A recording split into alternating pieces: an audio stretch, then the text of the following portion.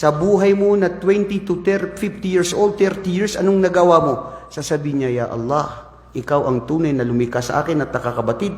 Ako may nainidisgrasya. Nagkasakit ako. Wala akong magawa. Hindi ako makapag-pray. Hindi ako makapagdasal. Hindi ko kaya ang lahat. Nawala ako sa isip ko. Absuelto ka. Wala kang kasalanan. Ya Allah. Mga tao na namuhay, 15 taon, hanggat siya ay tumanda ng 60, 70, saan mo ginamit, bro, ang iyong buhay? Dito sa mundo. Itatanong yan ng Allah. O aking Panginoon, sa loob ng 30 taon, nalaman ko ang Islam. Dati ako ay Kristiyano, inom, sugarol, babae. Alhamdulillah, sa gabay mo sa akin, nagtauba ako sa Allah. Sa loob ng 30 years ng edad ko, hanggang ako ay umabot ng 78 years old, lahat pagsamba at papuri sa iyo. Ya Allah, ikaw mismo ang nakakasaksi. Sasabihin ng Allah, ang kanyang mga anghel, nasaan ang kanyang kasulatan? Ipapakita ang kasulatan sa araw ng paghukom na ginawa ng bawat isa.